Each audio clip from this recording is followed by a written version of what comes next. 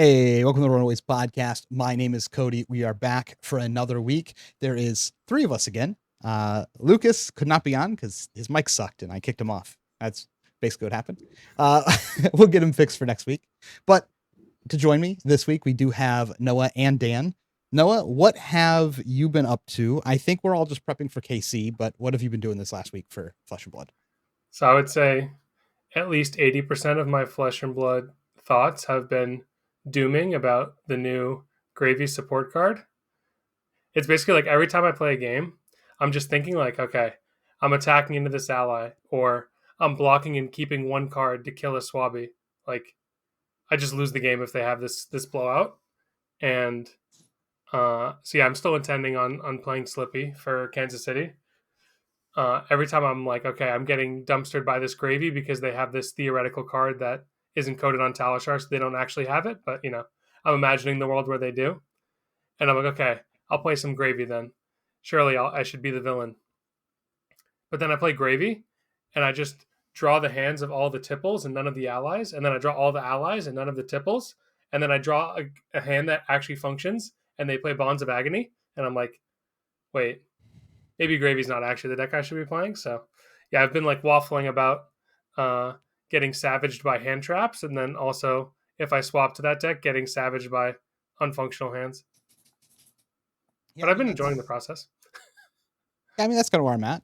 I've been also going across all the games, the decks I could play, like Slippy, Mario, Gravy, Verdance, Ira, like just like going through trying all of them. I think I'm probably just playing Gravy, and I don't like mind to say that as far as where I'm at in the process now. But that's more of just like a force myself to actually just commit to learning the deck, like deep enough to feel comfortable bringing it to a tournament. And if I tell myself I have to bring it, then I have to learn it better. Type Okay, of wait, I process. have one more thing I was just thinking about. This is going to be happening this entire podcast, by the way. I'm just giving you a warning that my thoughts have absolutely zero structure. I'm taking on the Lucas role.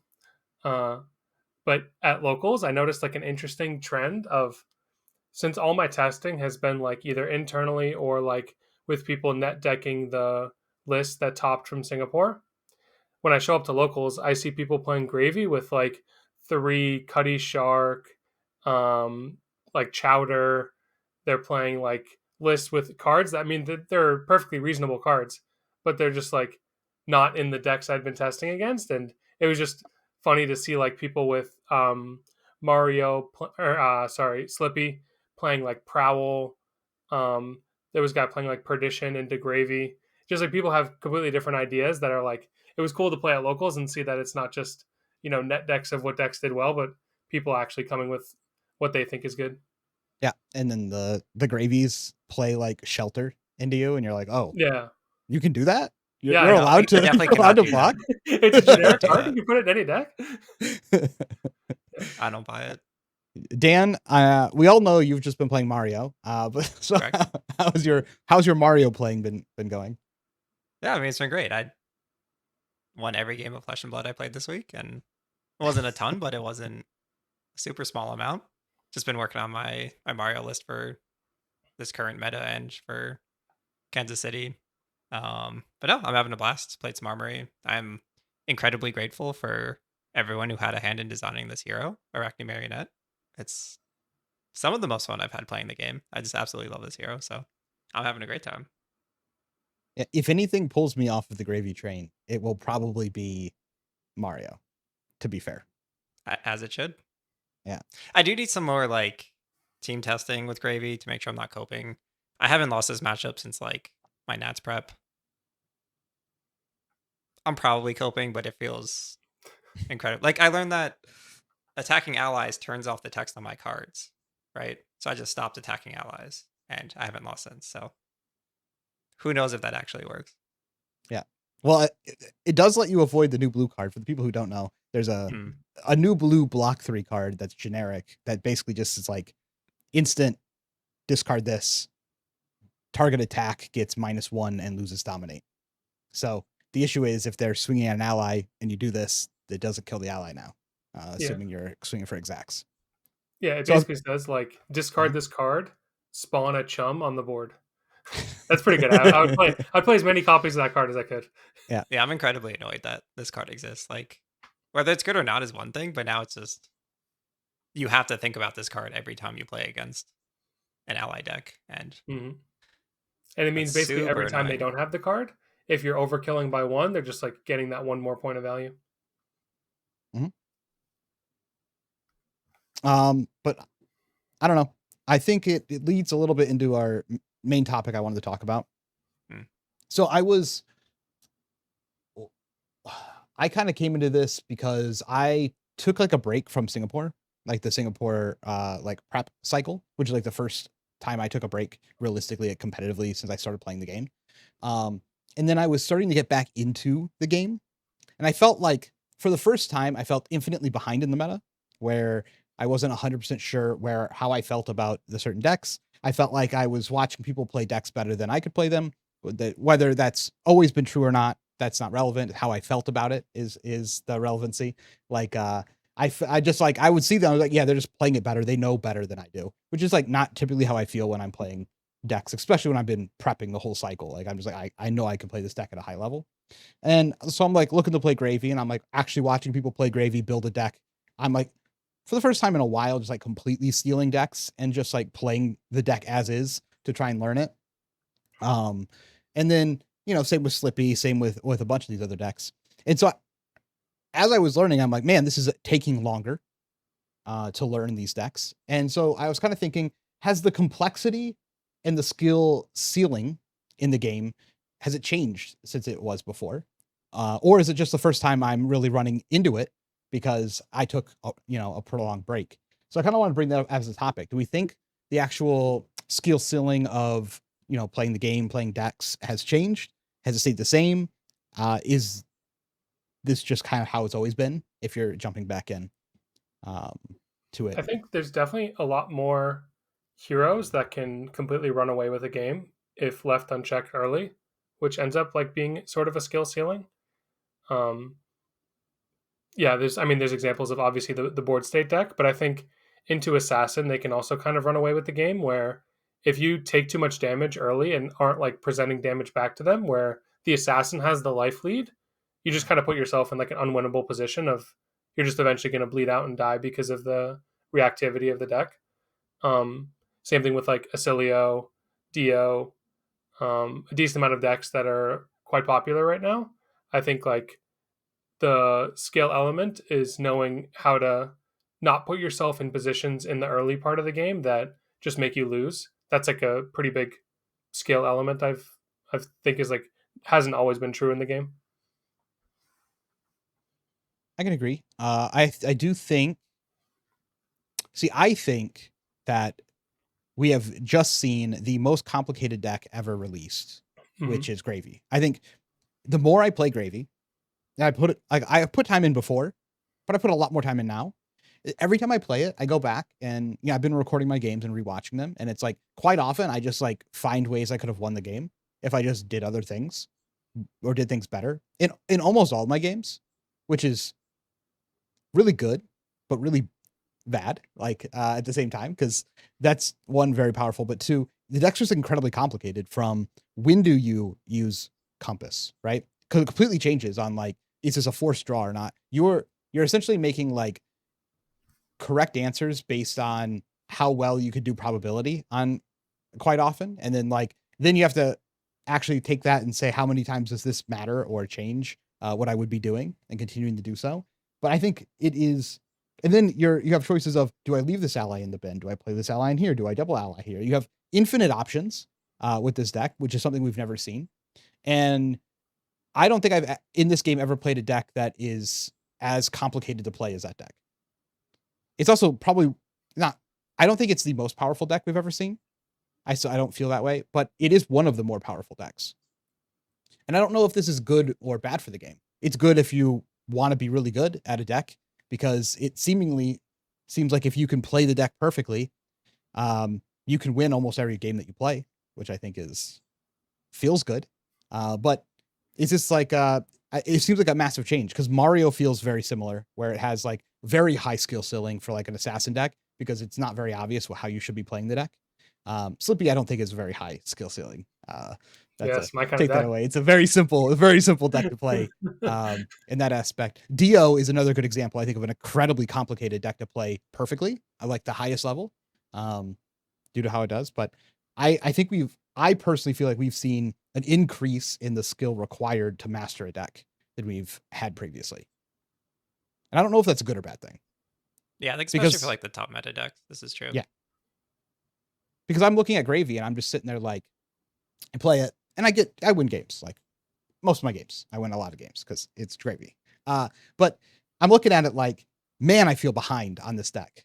Like I took a little bit of time away and it's just like, there's so much here to unpack. Cause like how you operate in every matchup feels different quite often on how aggressive with gold you do, how aggressive with getting guys in. The fact that you have like Call of the Grave. So there's like infinite options of things that you could actually do on any given turn. And then trying to decipher what is the correct play. And then what is the correct play into this game. And then what is the macro of that? And they're different based on where you're at, who you're playing against at the time. There's like so much here to actually play this deck correctly that we've never had before, in my opinion.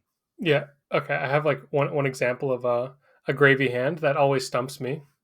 Maybe you can speak to how you would play something like this, where you have a Conqueror, 2 allies, and a blue. The allies are both, let's say it's like a Swabby and a Sawbones. You have no gold. So like your options are all very dubious. You can like cast Conqueror, pitching yellow blue, set an ally seems bad. You could pitch both the yellows, set your blue. If it's like an Avast Yi or something, like a blue that only works if you have setup, then that could also be like costly. You could just hard play an ally. Like there's so many options. I have actually like no idea what's proper, and like maybe it's contextual based on the opponent. I don't know. More than likely, you probably made a mistake earlier and wasted gold where you should have had a gold for this turn. It's like typically how these type of lines end up in the Gravy deck.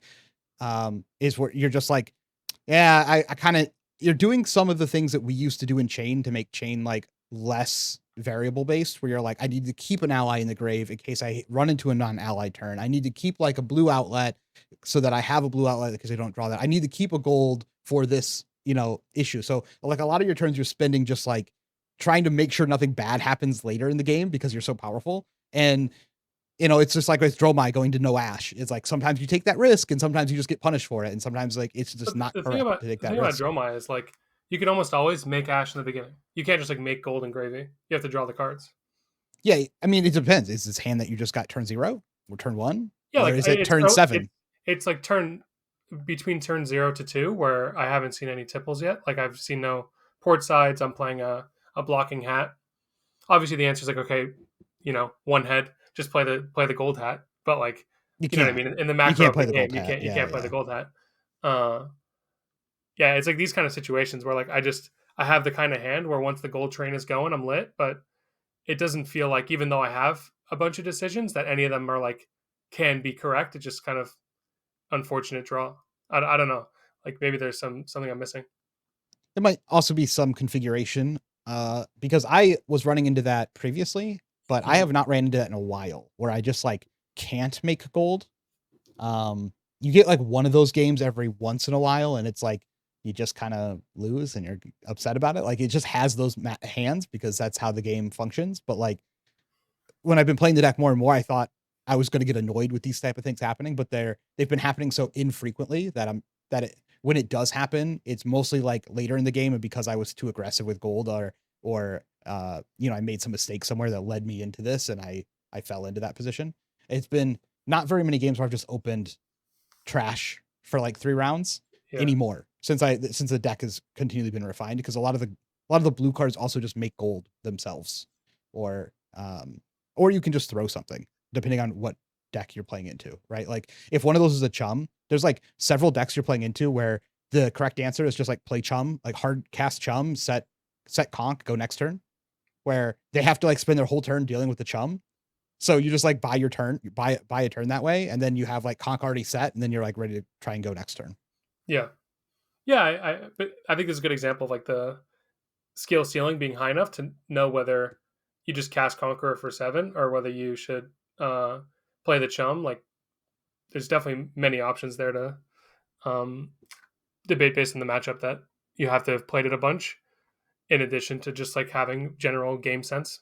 And it Yeah, gets you need to worse be able with to like gold. predict Yeah, Yeah, what go your ahead. opponent's likely to do, right? yeah, exactly. I think that's kind of a case of all these heroes. I noticed like I'm so bad I forget the name of the channel. It was the guy Shiri Wu and Esmond Hung. They just made like a gameplay video I was watching earlier today of Dio into Gravy, and I think I highlighted like one of the interesting parts about where you're saying Dio was complicated, where like you have the mid-turn spark of genius, and you have to decide: am I going for a boom grenade? Am I going for a processor? Am I going for like a protocol to add back a max V? Like those while it's a super powerful card, similar to Gravy, where it's super powerful, like interactions possible. The making those decisions is always like pretty interesting, and you can tell like the separates the 80% from like the 95% proficiency player. I don't know where I was Yeah. going with that. Just more skill ceiling thing. No, I agree. I think the thing is that in the past is I've seen quite often these decks that have like a really high skill ceiling, their floor is not the greatest. Like I don't think Dio's floor is great. Because like if you just mindlessly play Dio, you just get decked out most of the time. Like, or you just like end up with hands that you don't know how to navigate out of. I think Gravy's floor is pretty high, but you can do a lot of mistakes that cost you games. Well, you can do the same thing with Gravy. Like you can also just get Yeah. fatigue if you're lazy. Yep. So that has been added. My kind of question is like, is it worth it to play these decks? And I wanted to talk to Noah about it specifically Yeah. because like Noah, you've been on like I want to play the most mind off deck as possible. And I have never really subscribed to that, but I've been like dabbling in it recently. Dude, yeah, I'm really trying to like go full send on this theory because I never used to do that. Like in the past, I would always be like, okay, if something is what I think objectively better, then I should always just play it. Like I need to suck it up and get good, you know. In the words of infamous tweet, just get good. Um, and yeah, but I think recently I have had much more like not winning tournaments. Obviously, I can never dream of such a thing, but like having consistently good performances in constructed events when I'm just playing a deck that allows me to leverage thinking about what my opponent's plan is because my plan is just like so basic and simple. So yeah, I'm just gonna like keep hammering at this until I feel that I've exhausted it, and if it still doesn't eventually lead to success, then I'll swap to just okay. I guess it's time to become big brain and really like sweat calculating all the possibilities for the super hard deck if it does end up actually being better. And Dan, I don't really know where you stand with this. Where do you stand with like, is it worth playing the really complicated decks? Or do you think maybe because of the inherent power level of some of the simpler decks that might actually be, you might actually get more out of playing them because they're simpler? Yeah, I think I subscribe to both. Like, I think the complicated decks kind of highlights the benefit of being a specialist, because the payoff's there. Like once you get to the point of mastery on your own deck, you can now do what Noah's saying and just think about what your opponent's doing and that kind of thing. So I don't know. I think it's kind of both sides. Like when I was playing Fi and had all that success, like I don't like to agree that it was like a super simple deck to play, but it's kind of all of the thinking is just on your side. And like once you learn like the play patterns and the math, it is straightforward to play. And I think that's a huge benefit, especially when you're like getting tired towards the later rounds in an event. Yeah, I don't know. I think linear. Oh, it's tough because usually when you have like these linear, easy to play decks, you lose some agency. Where I think Slippy's like a nice exception because um, I your think like linear yeah, attacking plan is disruptive, and you can kind of curate the way that you present that. the decks with the most agency are all the decks that have 3 in the bottom corner, right? Like Slippy True. is just the epitome of agency. It's do I want 3 this way or 3 this way, right? It's just like you think about how it could be more than 3 potentially this way, but also how you want it to go this way, and be defensive, so that way you have enough life to where you can keep the big hands later. So I think that's I like agree. I think in the current yeah. game though, like having disruption is a big part of agency now. Like there's just so much Hmm. that exists that if you don't have it, you're just like way behind, I think. Yeah. This is why I think the Guardian Mastery Pack thing is like flopping, because they basically just printed a bunch of cards that don't have meaningful disruption different from the cards we already had today. Uh, and all the agency is like completely fake, because you either have to invest cards into making seismic surges so that you can play your super big attacks, or you have to keep like 3 to 4 card hands to play your big attacks. Whereas Slippy is like, I can disrupt you with 1 card, 2 card, 3 card, etc.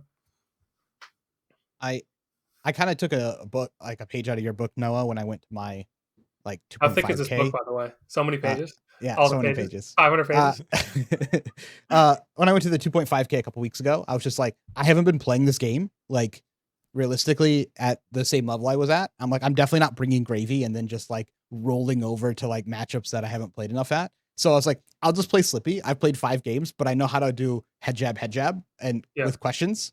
And so like I showed up and like I'm just playing people who've just they're good gravy players, but like my plan's so much simpler that like I beat every gravy that I played, and I was just like, I think this is just the way. Like I don't want to ever tell people like I do want to tell people not to play certain decks, but I do think you really got to like ask yourself, can you actually invest the time, energy, and the ability to get good at some of these really complicated decks, or are you just kind of hampering yourself when you should just play something that's like simpler and stronger, and you'll have more fun if that's like what you're trying to do. I do run into a lot of these players quite often that are like they're one tricks of one deck, but the deck that they decided the one trick is just like really complicated, and they're just like they don't put infinite time in. And I think a lot about like Prism players that sit in this aspect, or like Dio players that sit in this aspect as well. But I have these conversations, all throughout the year, and it's like, just pick a simple deck. It's fine. Like your first deck, you really don't want to be Prism. Like I try and tell new players, Yeah. like, please don't fall in love with this deck, because it's really gonna hurt you in the long run. And I think they feel like it's like a failure to like not choose the hard deck. And I think we've gotten so complicated at this point that I don't think anyone can play the deck properly.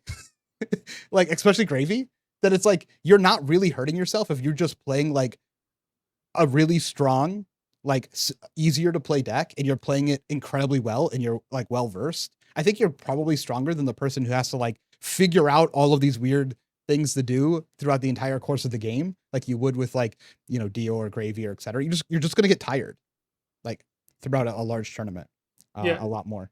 And you're also, if you are that, so let's say, for example, you and your opponent are like equal objective skill. It's pretty hard to actually quantify what objective skill is, but you know what I mean. For argument's sake, like you're at the same, you view yourself as the same like tier of player, and the player playing the easier deck is probably going to win the majority of the time, because like you're at the same skill level, so you'll be able to execute better than your opponent. Whereas if you're playing the uh, easier deck, you can also beat someone who may be at like a little bit of a higher skill than you, because their more complicated deck can potentially bring them down to your skill level if they make like a couple mistakes. I don't know if this logic is making sense. I mean, yeah, it depends on the deck, but I agree. Yeah. Whereas I feel like the inverse is also like astronomically true, where if you're the person who's at a lower skill level and you're playing the more complicated deck, if you play against like one of the best of the simple deck players in the world, then you're at like a really big disadvantage, because they're going to make absolutely zero mistakes and you're going to be making mistakes. Yeah. The Where this pays off is when you're playing at like the highest level, Yeah. and then one person is playing the complicated deck, but they're playing it at the same level that you're playing the simple deck at. Yeah. And then they really get to show off like that extra edge that Yeah, they're if getting by both playing that players are playing complicated deck. perfectly, Yeah. then the complicated deck should win every time, because it's complicated for a purpose of being better. Yeah. I Right. mean, I was trying to say like the relative power of the decks is like super important in this Yeah. context. Like you still want to be playing a powerful deck. Like For sure. Icelander, for example, was one of the more complicated decks at that time, but if you got good at it, you were like guaranteed to win most games you played that weren't exactly Lexi. It was like deterministic. Yeah. So that's a case where like you should play the complicated deck. Where I guess what we're saying here, like, yeah, Gravy's a really good deck, but so is Yeah, Slippy, and you can just play bonds with Go again and I win the think turn cycle every time. you bring up a good point of Icelander was complicated in a different reason. If we look at like the Dio, Acilio, Gravy, I would say are probably the three decks that are like meta relevant now that are complicated. Mhm. Icelander wasn't like RNG based. I mean, you had like Cold Snap and Polar Blast draws. Like you had sometimes like weird situations where into Dromai they would play like specific dragons that were troublesome. But like for the most part, there was very little like mid turn RNG of what was happening. It was like you have your hand and you know exactly what's going to happen. It wasn't random looks at the top, drawing cards in the middle of your turn. Like almost any hero that lets you see more than your 4 to 5 cards in the middle of a turn is like in a different tier of complication because you're playing like multiple hands within the course of one turn. Icelander was complicated in a different way, I think. That's my Okay. point on like the raised ceiling. Yeah, exactly. Skill ceiling is like Icelander was a complicated deck back when Icelander was out. Mhm. But like if I think about Icelander now compared to like Gravy, it's not even close. Yeah. Not even remotely close. Like Icelander was complicated back then because you had like two game plans. You had like a stacking game plan, a non-stacking game plan, and you had to do some like roundabout silly math to try and like make to understand how the deck functions. And then like the mirror was pretty complicated on like who got to the end state. But these were things you could learn for the most part, and they were game plan oriented. And that's why I think when we brought the deck, I think we only lost games to Lexi because everything else was like pretty easy to map out.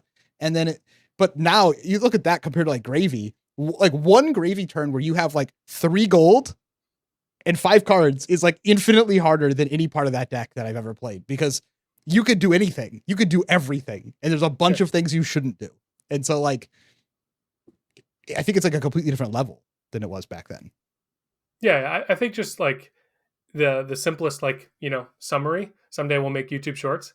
The the YouTube short of it all is that current decks that have high power level are able to see much more than just the 4 or 5 cards that you're starting your turn with. And I think that's what makes them so hard to say whether, even reflecting back, you made the correct plays, because it's really hard to calculate, okay, what is the exact odds that I draw a blue that's playable versus a blue that's not playable versus an ally versus a red. Um, yeah, I think that like the element of just seeing multiple cards within the course of your turn is like a new level of skill, which is ironic because LSS is like, let's ban every card that draws cards, and then they just make whole archetypes built around drawing cards. So then you just like, yeah, there was like that brief respite where no one was drawing cards, and now we're back to, okay, let's draw 10 billion cards and like play way more than the original sum of our hand should have done. Yeah, like earlier this week, I was practicing some Gravy games, and I was like reviewing footage. And then like on one of the turns, like the mistake was I had like a swell and I also had a chart, but I decided like I was just gonna look at the top to decide what I wanted to do. And so like I looked at the top of the deck and I was like, oh, it's a blue. I don't really care about this blue. I'm gonna swell here so I can like I'll have a blue and go.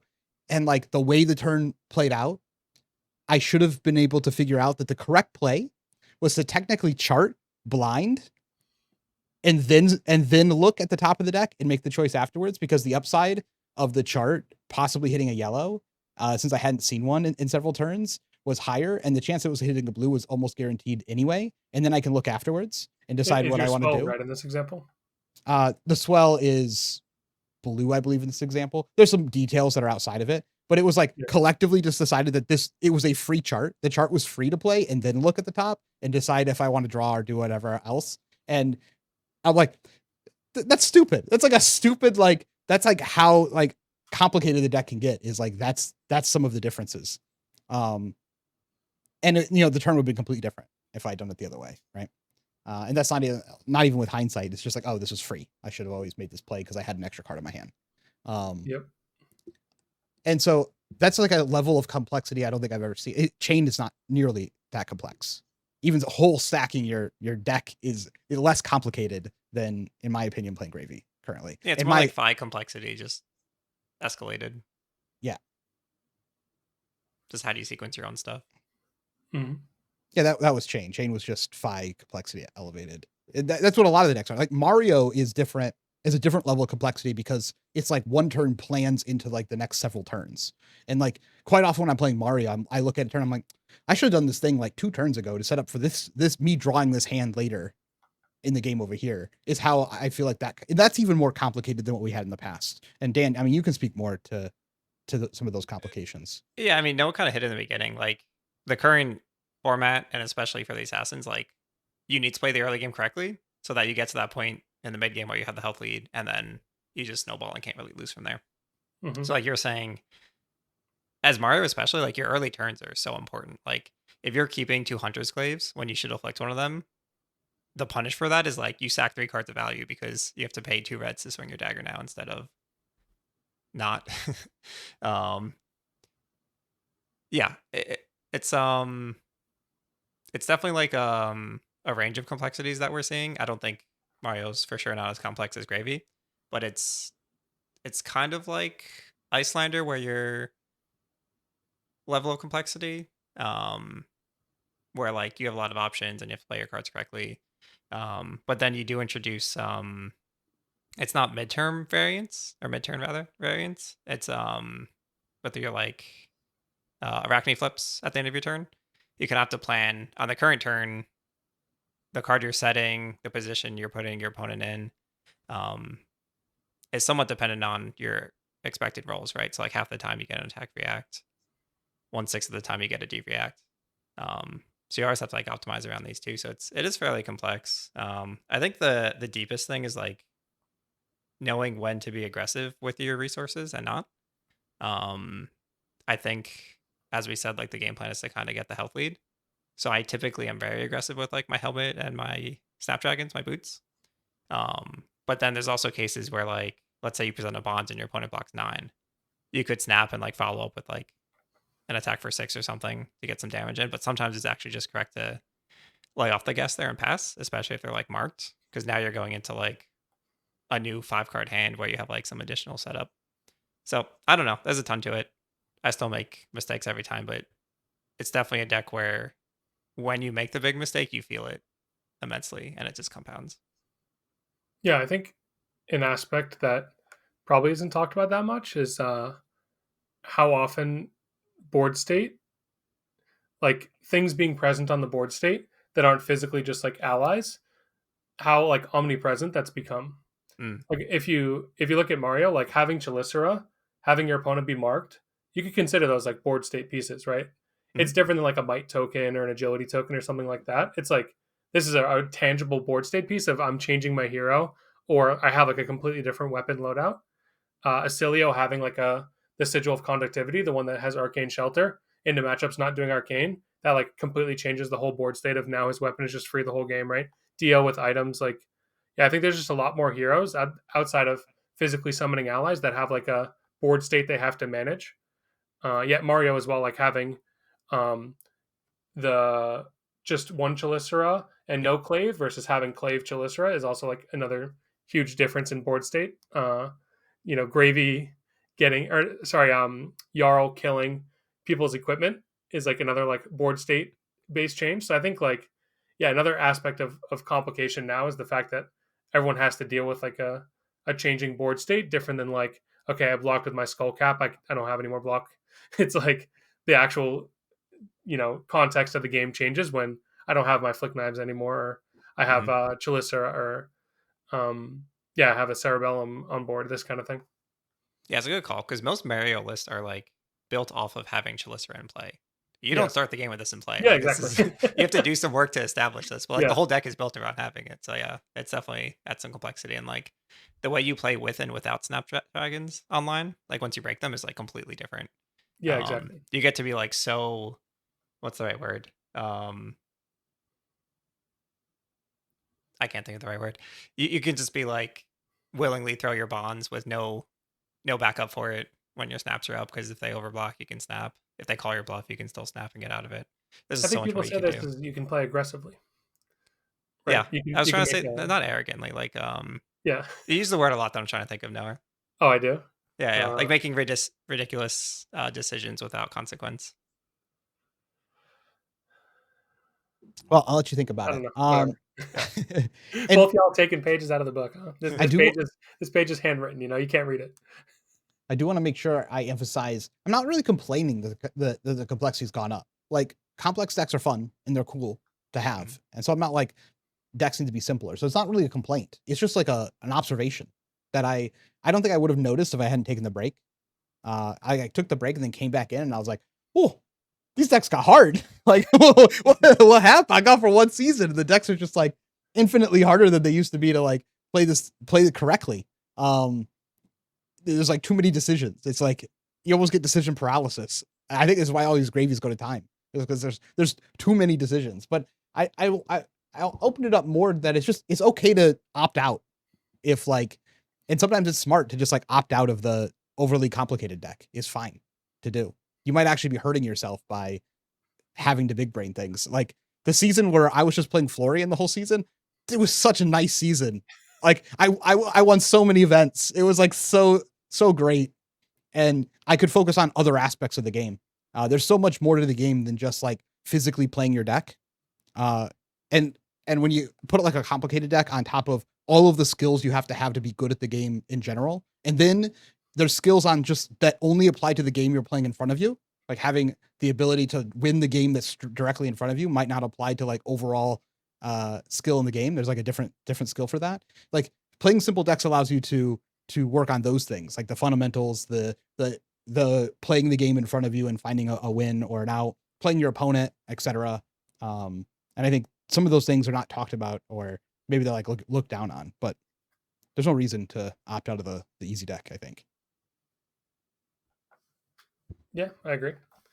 I think we're in a fortunate time where there are options that are easy and there are options that are complicated. I can definitely see a future where that's not the case.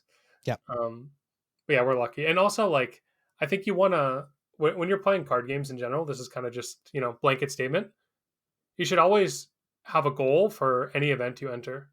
Like, if you're entering to your local armory, your goal can be, I want to try to, like, play this, like Dan playing CYB Jarl that one time. I think that was an army, maybe it was a PQ, whatever. But like you have a goal entering a tournament of like, I want to explore this playstyle that maybe I haven't played that much anymore, and like use this as just a learning experience. Whereas maybe you go to the Pro Tour, you're like, okay, screw learning experience. I'm here to try to win the tournament. So yeah, like I think if we're talking about like trying to choose a deck that's more skillful, less skillful, more complicated, less complicated, just like make sure your deck choice aligns with your goal for the tournament of whether you want to achieve learning or achieve wins. Agreed. Anything else on this? When you were describing your last gravy comment, just kind of made me think.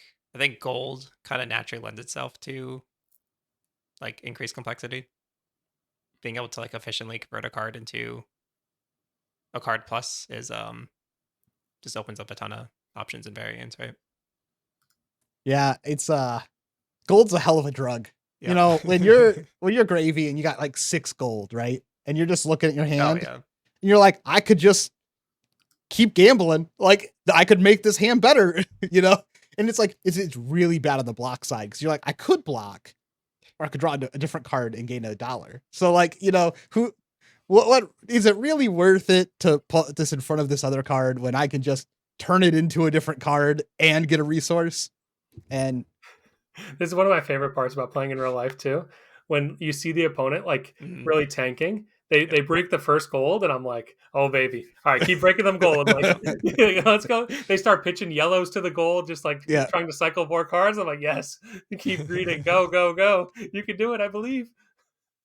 But that's funny, because like sometimes it's correct to just like hammer through all your gold depending on like what's happening. And then sometimes you go into the first gold, and you hit like a red, and you're like, oh, that's unfortunate. And you're like, well, I need another blue to make this work. And then you're like, boom, and you get a yellow, and you're like, oh, what am I got one more time. And then you're just like, oh no. And then you look over and you're like, oh, my four gold is now down to 1 gold. And then like, my hand doesn't even function anymore. What have I done? Like, and then I'm like, I should just be playing Slippy. I could have just gone head jab, react, head jab.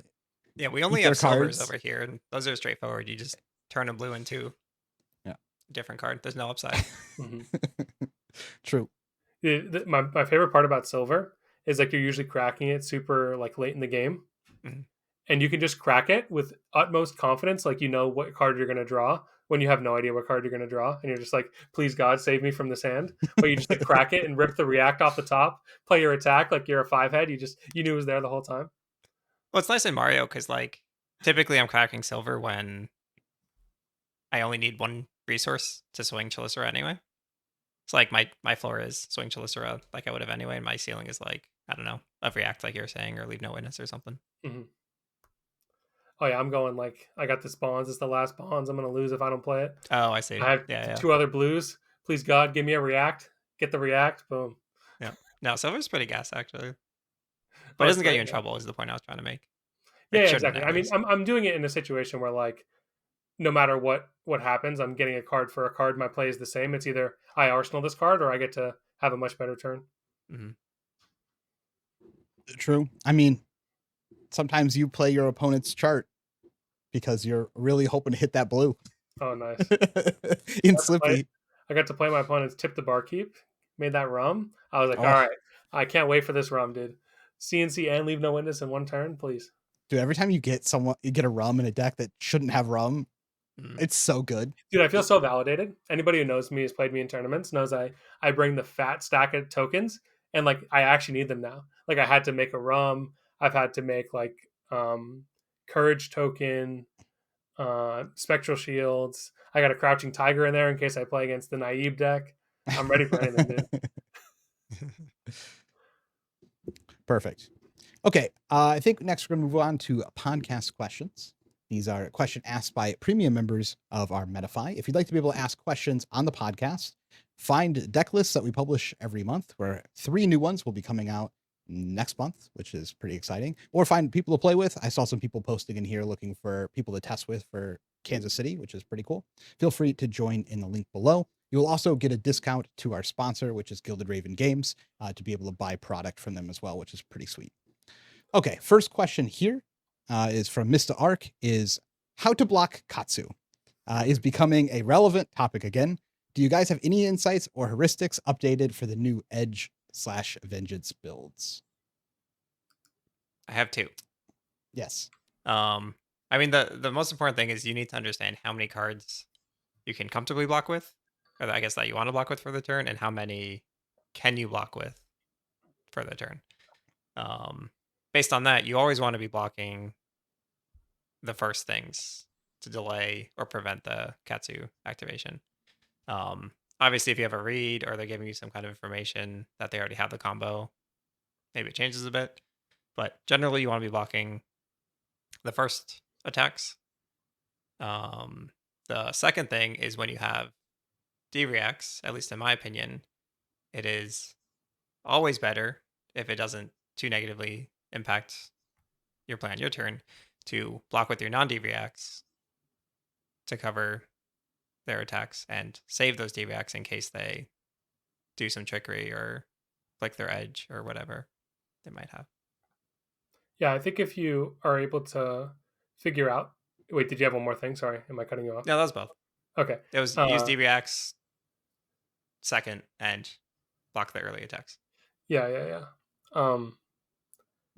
So yeah, I have a few things too. Firstly is like kind of figure out what type of player they are and how they like to use their gloves. Are they the person who just like will always disrespect you having a defense reaction and just like throw away their sword for 1 damage? Or are they someone who like really respects the fact that you could have a D-react at any time and will only use it when like they're coming in for the 2-card 6, the one that destroys your arsenal, and you like declare no blocks kind of thing. Yeah, so like figure out what type of person they are with their sword and know that it's possible to bait them into using their sword and losing it forever, or is it not possible? In which case you should bluff having D-reacts, so that way they don't use their arms, right? Because like you have the priority. It's the huge advantage of being the defensive one, right? Is like they have to click the button first. So yeah, so that's first thing. Second thing is like figure out how heavy they're leaning into the Edge of Autumn stuff compared to like normal Katsu, surging, whelming bonds. Like, are they playing yellow, red, surging? Are they playing like more than 6 whelmings? Are they just going super hard on that, or are they playing more of just like generic value cards, 100 wins, the all the vengeance cards? And with this information, you can then better inform your blocking decision of uh, how many cards they have in hand. Does it actually matter if you block when they go like sword into the Edge of Autumn card, uh, and they only have one more card in their hand?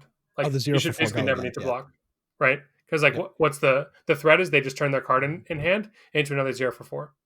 Whereas like if they lead on Surging Strike, 2 cards in hand, 1 card in arsenal, then that's a much more serious threat, especially if they took a bunch of damage to play this hand back at you, where you should consider blocking to um, deny Katsu trigger early, because that's a hand that can spiral out of control if left unblocked. Yeah. Yeah, I should There's have a couple. specified that. Yeah, that's good. There's a couple points. You never really have to block Edge of Autumn. Yeah, never do that. Just so you're aware, I thought that think one that's was it. obvious enough. Well, I have seen people do it when I was practicing. okay. They're like, I gotta Okay. block this edge. I'm like, you don't gotta block this edge. Like, If they show you that they're playing even bigger than that, you might consider sheltering, No. yeah, but only shelter. sheltering. Yeah. They're in like if I'm playing against like Ira, they have it. There's sometimes you have to do that depending on if they're playing like the helmet and I'm playing Gravy, then it's like relevant that you actually block Yeah, the Edge fair. of Autumn. Mhm. But that doesn't apply to Katsu. Katsu, on the other hand, you need to know the Katsu lines. If you don't know Katsu lines, you should just have like a general idea of like what they can grab. If you have no idea what they can grab, you'll probably just lose to Katsu every time. So that's just like a skill thing. You have to figure out what their lines look like. Maybe play the deck a little bit so that you can guess or know roughly where they're going to go. The way the deck currently works is like typically you want to block the surging. We talked about that. Mhm. You want to block like 1 over most of the time. If it's like really important or if it's like free to do so. So that they can't just pump once over it and go off. But if they happen to just naturally have the combo after that, then the next question you have to ask yourself, like, can this go into Dishonor? If this can go to realistically be Dishonor, you're no longer allowed to block the rest of the chain. Like if you're a deck that Dishonor just like brick, like you just lose the game if Dishonor hits and turns off your hero ability, like Slippy or something, like kind of an issue. Then you are no longer allowed to block because you have to hold enough block to stop Dishonor on the chain. You should basically never get Dishonored is what I'm saying. Like you just either die or you never get Dishonored because you know that they can go into that line. But most of the time when they have the natural combo, if they go like Descendant, you try and block it if possible, but like you just get juice. Like this is how Katsu like wins. You have to be able to accept the fact that like sometimes you're going to have to make blocks that are risky and then you hope they just don't have it. And if they have it, then you lose. But this is like how Katsu does. The real place to find edges into Katsu is less about like when they just draw it naturally and like combo you off turns. It's more about finding the turns where you don't have to block at all and you can just like crush their face with the cards that are in your hand. It's very good for like what you were talking about, Noah, when they're just like Edge of Autumn into the 0 for 4 go again that comes afterwards and they're holding 1 card. Even if they're holding 2 cards, it almost is irrelevant what they get.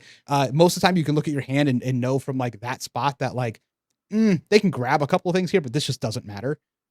So no blocks. I'm going to send my disruption or my attack or my damage or whatever I'm going to do at your face after that and try and outvalue. And it's more important to pick those spots. That's also a turn where if I have a D-React in my hand, I'm 100% saving it and setting it so that I can use it later. You quite often are looking for turns where you don't have to block so that you can buy a D-React to put into your arsenal so that you are protected on their big go-off turns. So that allows you then if they go surging, you block over, they like pump, get a go again, or they just naturally have like whelming next. You can still block the whelming because you have the D-React as cover up in case they go into disarm. It's like, it's really important to like have these type of heuristics when you're playing against these on hit decks. And then sometimes they'll just do 30 damage in a turn you lose. So you also have to accept that is a thing that can happen. Yeah, I think the other thing similarly is like you need to know their range of their damage output because they're an aggro deck and they very much so scale based on their hand size. So if you get to the point of the game where you can take 2 or more cards from their hand, you never have to worry about the hero ability the rest of the game. So in those spots, you need to calculate based on their first attack, what is the max damage they can present. And if it's less than your life total, you probably don't want to block there, even if it means taking 20 damage, because once you take 2 cards from them, they can't really do anything. You should also be cognizant too. I know there's people who have started playing the game recently that may not have experienced like Bonds Zen, but you need to like be aware of what's in their graveyard. Bonds isn't like a card you just like play it and then like magic happens and you just like deal 10 billion damage. Like there has to be specific cards in the graveyard to be able to tutor for maximum effect.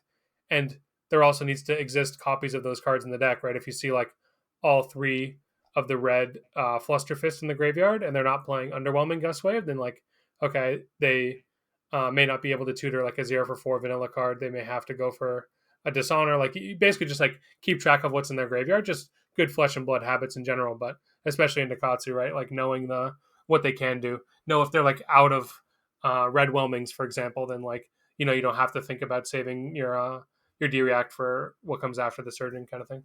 Yeah, that reminds me of the trick I use a lot in the matchup, which is just like they typically can't do anything to you in the first 3 turns of the game. Like you can be like a really aggressive with not blocking when even if they're going on like a whole bonds line, because it's like they can't grab anything. There's nothing in the graveyard. So there's plenty of times I'm playing against Katsu and I'm just like, oh yeah, do your line. I'm gonna block the card that draws you a card, but like yeah, you can just keep going. Oh, you grabbed a fluster. Okay, whatever. None of this matters. Like you can't do anything crazy here because you don't have any cards to play, and now you're down to bonds. So Yeah. like I'm super happy about that. Right. Yeah. Also, like don't attack into them on turn 0 unless you have like a really good plan. Yeah, true. Don't give them graveyard fill. Yeah. One other thing, going back to what Noah said about learning the Katsu player's tendencies in terms of like using the glove reaction.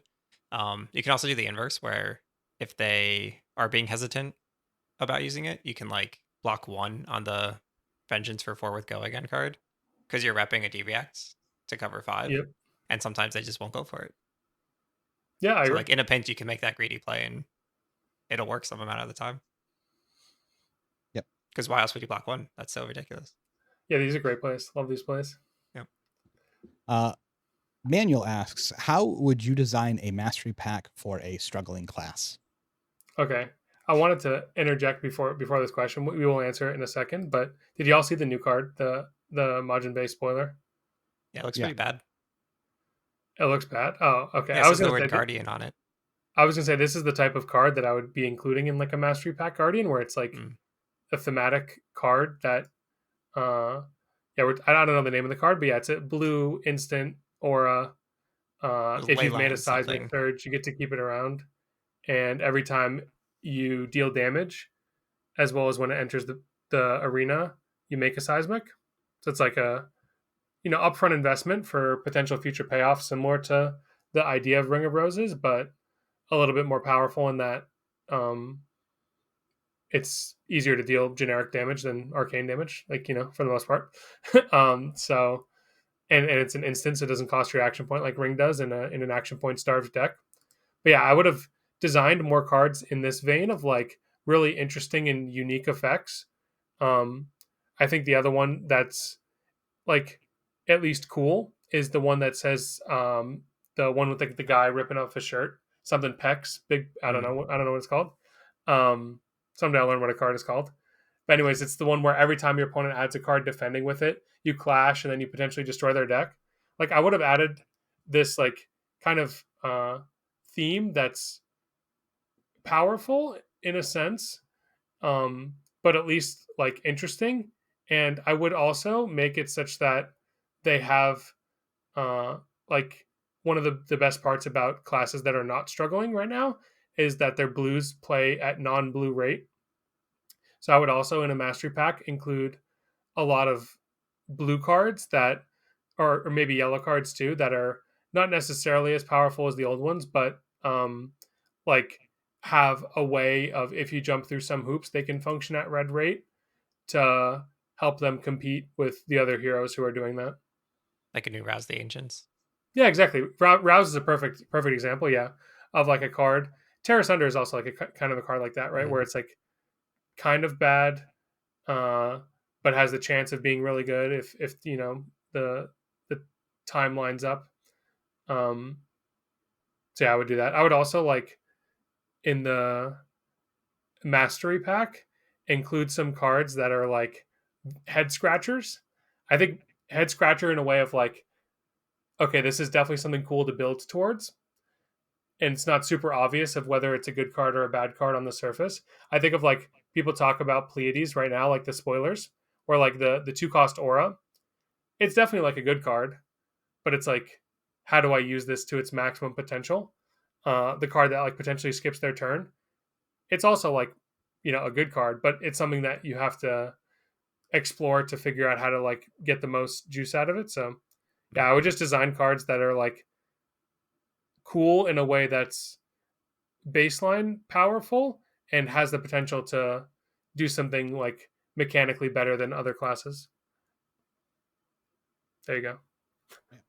I mean, I know I haven't heard that much hype for the mastery set, to be honest. Like mostly just memeing about it, but like it seems cool. Like they're giving like this whole like mill vibe to like Guardian that they sort of toyed with before, but now they like actually have things to be able to. We've never had a real mill deck in the game, which is cool. I think it's being overshadowed by the fact that everyone's just sitting here going like, how do you beat Gravy with this? But like outside of that, just like actually looking at the things that it's doing for Guardian, it's pretty cool. If this could just beat Gravy, it'd just be infinitely too strong, more than likely. Because the tools that would be needed to do that and then translating that versus everything else would be a bit of a struggle. I think the new spoiler that just came out, which is kind of like a semi-landmark aura because it could stick around forever, is like really strong in like a tempo aggro type of Guardian deck. It does have like the Fang issue of once I do this, I can never basically block. I can never block out again. I'm just like, we're just playing the game against each other now. But I think all that stuff's cool. I think if Gravy didn't exist, people would be way more excited about these cards, but people are just like dooming on it because like this doesn't beat Gravy, so it doesn't matter. And it's like, yeah, but the stuff is cool for like a mastery pack. I think it's interesting.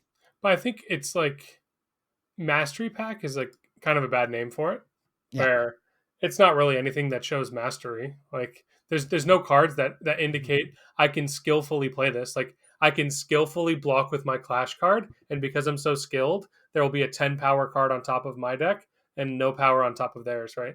Like Yeah. what mastery is there? Crush, zero mastery. You play it and your opponent chooses how much they want to block. It doesn't matter about dominate. It's not like you're attacking them for 20 dominate, right? You're always attacking for It's some just number. a cute name. No, they just put a cute name on the mastery pack. It's just supposed to be like a single set, make one thing better pack. Yeah, but I don't know. If I'm thinking about like mastery in general, it's like I want to have like the ability to have some like agency myself. I feel like that's something that elevates bad classes into good classes. Is Well, like I tell you what's up, It's you don't get to tell me. just wait till the assassin mastery pack, and then you'll then everyone will Yeah. quit the game. They're not a struggling class though. This question specified struggling class. True.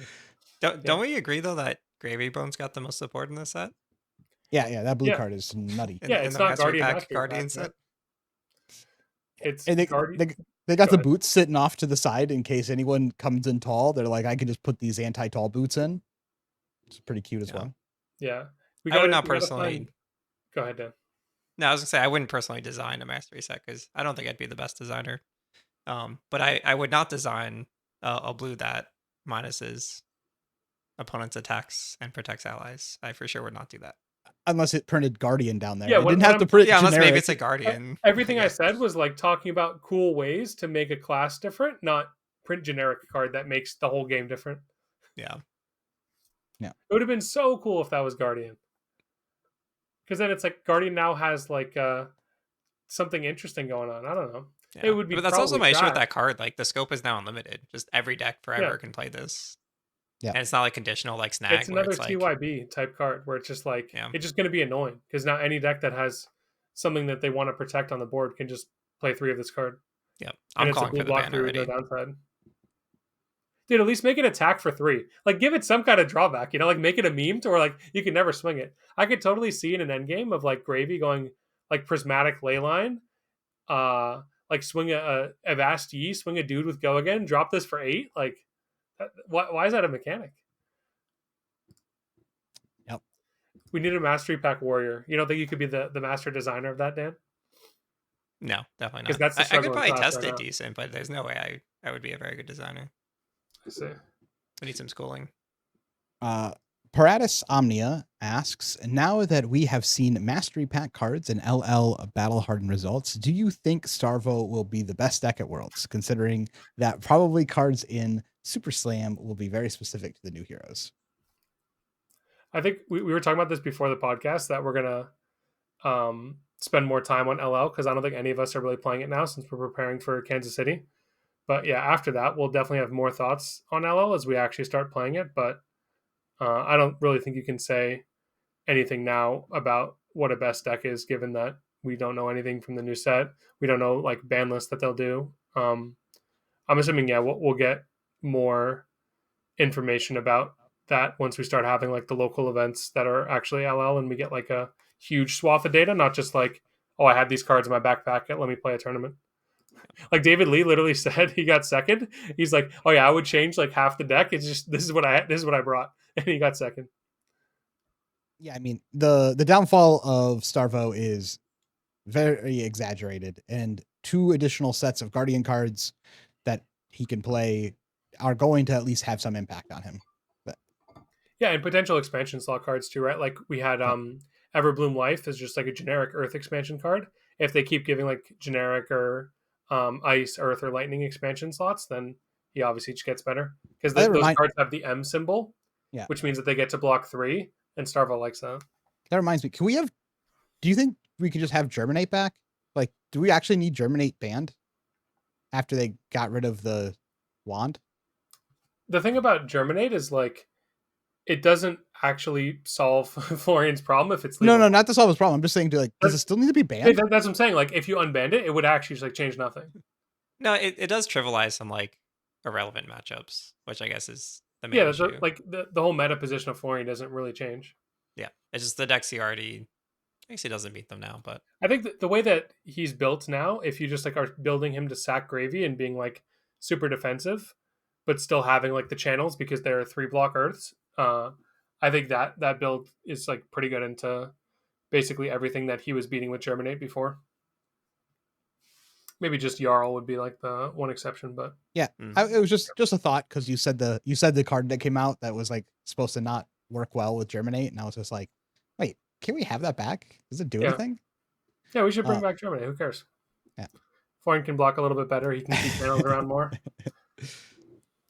Stump asks, who's your pick for Project Blue? What do you think will become of the format? Dude, the back-to-back questions we got nothing for, huh? Have you guys played any Project Blue? Nope. Isn't it like Silver Age now? Is the name of it or something? No. I would like to. I will play it. I'll play it when it matters. I have a reason to. I will. Yeah. I think you've talked to 3 people who are not people who will just go out and like play this alternate format for fun, or kind of people who usually just play what the tournaments are scheduled for. So yeah, if we get tournaments scheduled for it, I think we'll have more of an opinion. I like look at the, make some like sample decks from time to time. Just like when I see like a YouTube recommendation of it, I'm like, like maybe I'll try making a deck, and I make a deck, and I'm like, it's just like not very exciting for right now because it takes the card pool we have today and just shrinks it down. It's like less exciting than getting new cards. Agreed. Smoothie asks, should I block Kiss of Death or Chalisra? Feels like if you ever do, they have Tarantula Toxin. It just puts them so far ahead. I've almost resorted to no blocking them as a rule since Slippy almost always sends other sources of damage too. It's contextual, but like optimally, you should never block either of these until the reaction phase. Yep. You should basically put yourself, it's like a callback to at the beginning. You should not put yourself in a position to where your life total is so low that you have to block them with manual cards. Otherwise, like you're at, 8 to 10 and you could just die in the reaction step. You should try to keep your life total high enough to where you never have to block these cards and give them the toxin value. Also, shout out Gordy. You can always block his Chaliceras because he doesn't know that Tarantula Toxin can select both modes. So feel free to block all of his Chaliceras with impunity. Nice. But yeah, against most people, you should try to just put yourself in places where you never have to block these cards and just accept the fact that, okay, they get the 0 for 4 on Kiss of Death. And if Glycera is coming in for 1 at base, like it's not like you wanted to block it anyway. So Yeah, main game plan for Marionette is to put you in a position where you have to block these Yeah. attacks so that you do get punished when they draw them. Yeah. It is kind of risky on both sides though, mostly when Savor Bloodshed comes into play. Like there are certainly cases where they're going to draw anyway, so you just shouldn't block. But there's also cases where that's all they had and then you didn't block and they got the value anyway. So it's contextual. It's like you have to calculate what value you can afford to sack in that game state. You should always consider like, can I give my opponent 6 value on 1 card here versus 3? Is that acceptable? What's the upside for doing it? Yeah, like if you're in a situation where you were just going to IP your card, then probably block with it, because like you're going to IP your card and they're clearly they're Mario in a game state where they're not going to have like go again after or something, then yeah, then just block. But if there's any hope of getting 3 value out of your card later on in the turn, then probably don't block. Yep. I think against Slippy, I almost never block Kiss. It's just like not a real block, I don't think, against Slippy. Who cares if it hits you for 4? It's it's way worse if they hits you for 7 and takes a card from your hand. You just block the next thing that they throw out anyway. I think against Mario, it is way different because I kind of have the same rule where I don't want to block Kiss of Death because like, but Mario will just randomly do 20 damage on their Plus Kiss 12. of Death. Like, yeah, they'll just be like, you're like Kiss of Death, you're like, no blocks. They'll just be like, blah, blah, blah, blah, blah, blah, blah, blah. You take 18 and you're marked. And I'm like, okay, that was a fun game. Like, I guess it's over. Like, you just don't. It just sometimes that'll happen to you, and you just gotta like, that's the risk, right? If you put 1 card in front of it, would have really made a difference? No. Were you ever putting 4 in front of it? No. Yeah, that is the skill. Yeah, exactly. Yeah. See, we've developed 2 skills. One is putting pens on top when you clash. The other one is drawing D reacts when they have attack reacts. Prevention's even better. Yeah. Yeah, prevention is especially good if they have like the spike with blood rot, or if they like transform into one of the forms that's gonna like double hit you. Here's the real rule. You should play Sigil instead so that you can block it by playing Sigil. Not a joke. Like, just that's how you block Kiss of Death. You just play Sigil. You could even do Fiddler's Green too, right? Because like you can block 1. It's still fine. I mean, because if they shred it, it's like it's the same as Sigil, you know? Yeah. It's kind of true. That's the advantage of gaining. But you make them feel good about it. Like, I don't mind shredding a 1. At least I got something. Scary Super Cringe asks, is Iroh real in CC, or was that just Shoma being pretty good? I mean, I think Shoma is good. I would take the pretty out of the statement, but yeah. I think Iroh is real. Oh. Yeah. I think Iroh is pretty good. It's not like a powerhouse deck or anything, but it's very solid and consistent. Ira is a deck that if the game goes normally, I think Ira is in a really good spot to win the game almost every single time. Ira does run into the issue of if someone gets ahead of you, you're pretty much out of the game because the deck has pretty poorly catch-up mechanics. Shoma's list has a little bit more of those than most do because he has a lot more extenders, so he can actually play some big turns, which is kind of what you need to come back. But for the most part, the Ira deck just wants to kind of go down together or have them go down, and then you can out-efficiency them. But it does run into a couple of issues if your opponent gets like pretty lucky or the early game doesn't go how you want it to go. Yeah, I mean, the way the game is right now is basically Assassin has disruption and generic cards are disruption. So like Iroh fits the bill of the generic cards disruption, and I think like we're just in a timeline where a lot of the 2 for 6s put in a lot of work into decks. So Race Face is a monster right now. Yeah, Humble is insane. CNC is obviously good, right? Yeah. Like we're just in a timeline where the on-hit effects of those cards are relevant. And luckily 2 of the top classes, they're not 0 armor decks, but Slippy and Gravy aren't known for having lots of armor, so you actually do sometimes get your mass kits through, or you do get your disruption through. And you're just like pretty far ahead when the game's going long, and you're just accruing this +1 every single turn. I think the big difference to call out between Ira and other top decks are that her blue base is still terrible. Yeah. Like, they're just not real cards unless they're blocking or pitching. Yeah, you try to make them real cards like Flick Flack and some other things, but they're not real cards. Yes, agreed. But I think she's good. She has good matchups too. I think the assassin matchup's a little shady sometimes, but At least in this format, a lot of these decks like Gravy just can't block a lot of the time, so you're going to be able to block with your bad blues when you draw too many of them. And because of Slippy having go again, and not having like the +1, I think most of the time he wants to actually use the go again, so he's going to be attacking with multiple cards, so you get to convert your blues on defense that way. Obviously, Syndra's still a deck. I don't think we've mentioned her name once, but like people still play that deck, right? Like having blue block 3s is obviously good into her.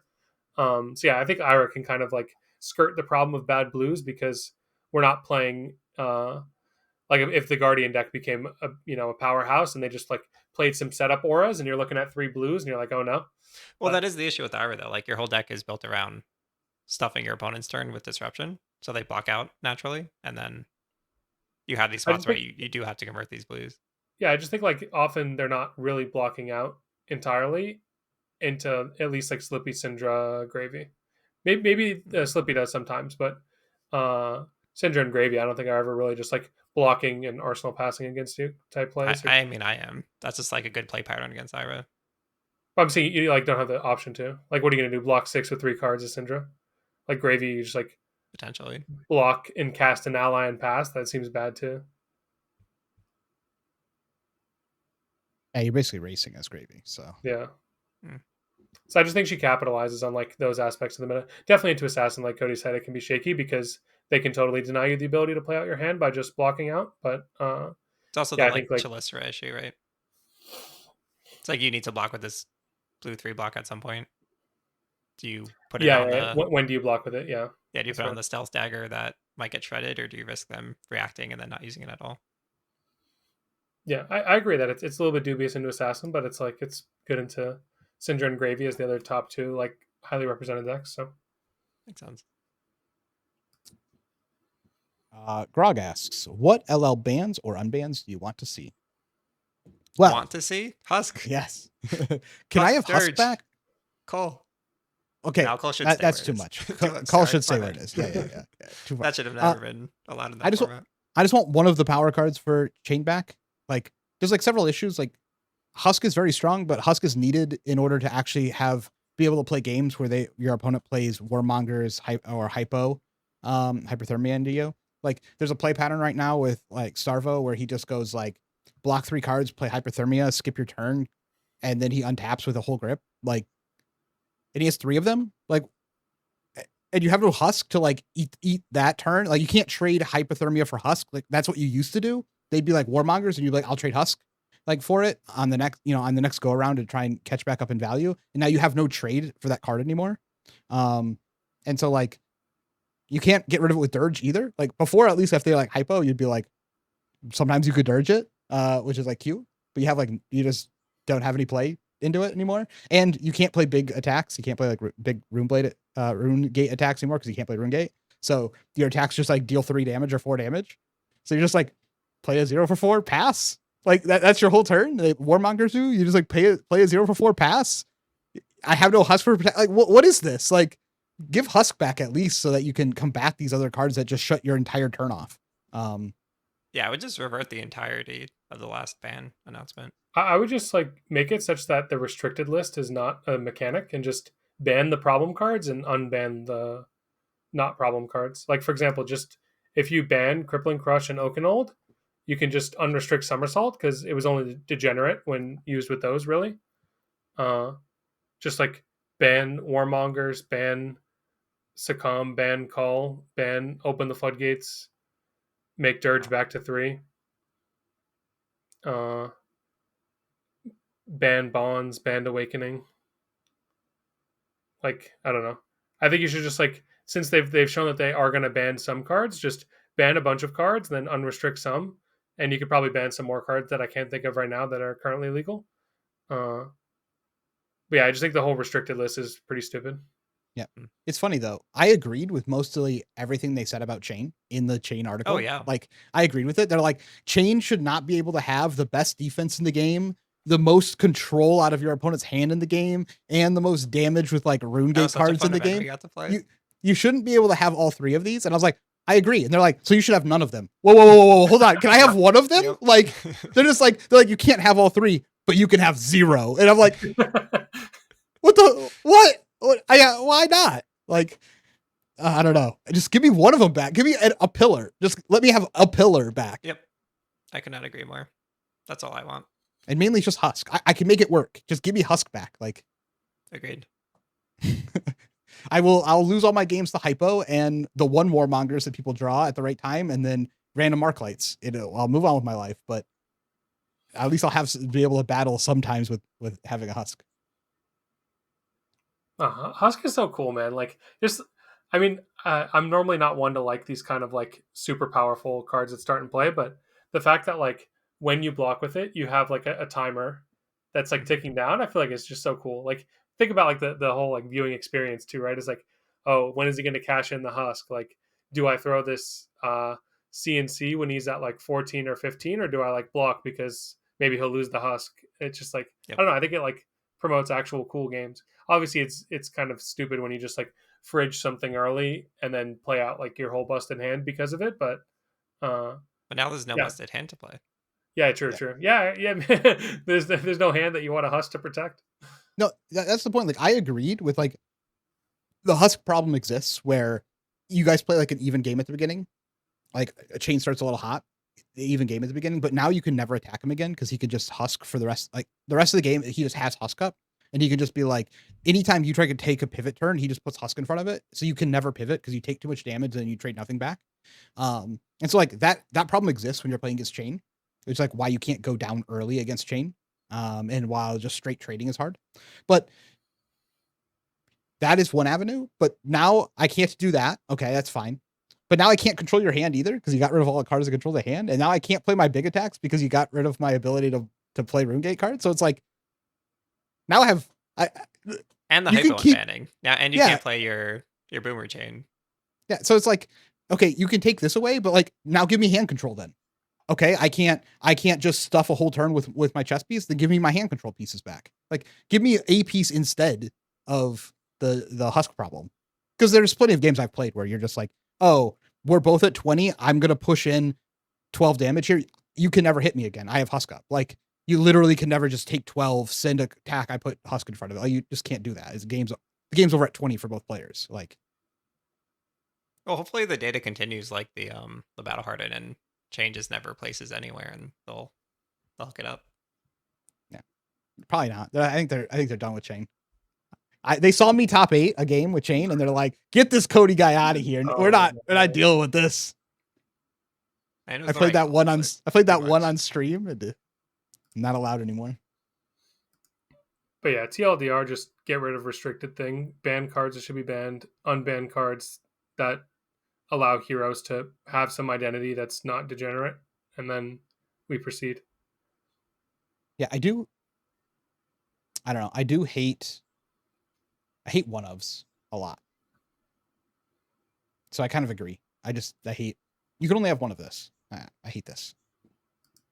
Yeah, one of cards that are like Silver Bullet, extremely impactful when cast, are pretty dumb. Yeah, I agree. Like, Succumb is a big one for me on that one. Call, I think, is a little different because it does go into banish. You can expect it, whatever. Like, it's pretty heads up when it's played. Succumb was like one where when it was at 3, you just had a mini game every time you played against a Succumb deck where it was actually profitable to like stop the Succumb. Like, you're like, well, this kind of feels like he could have Succumb here, so I'm gonna block the Arcane so that they can't instant it in. They have to use their boots, or I'm just gonna let the Arcane in and block the attack, or whatever you're gonna do. But like, you have counterplay because the card's at 3 and you actually see it more often. But when it's at 1, it's never profitable to like play around it because it's like really unrealistic to do so. So you're just gonna get got a bunch more often. And there's so many. I mean, I haven't talked about this in a long time, so I have a license now of like, you're playing against Prism. You're playing so great. You're blocking. They're never hitting. They're like, oh no, I'm losing so much life. Maybe I'll have to just pop my hat to just try to get something. Ooh, I drew this card, Light of Soul. I pitched it. Now nothing you've done the whole game matters. Or now they have like, I just like the one-ofs, also Will of Arcana and Kano. It's like, all right, I have like my ability to defend. Oh, wait, they drew Will of Arcana? Okay, now I no longer have ability to defend. The amount of math that has ruined on like turn 1 for me, where I'm just like, I could tap out here. There's almost no hand that kills me from this. And they're like, I have Will of Arcana. And I'm like, no. And I have everything else to go with it. And it's like, of course. But if they don't have Will, it's fine. Like they can have another spell, another blue. Literally any other card, yeah. Yeah. Just funny. So, cool. Well, I think that's everything. Short one this time around. Feel free to leave comments about your thoughts on how complicated the decks are getting.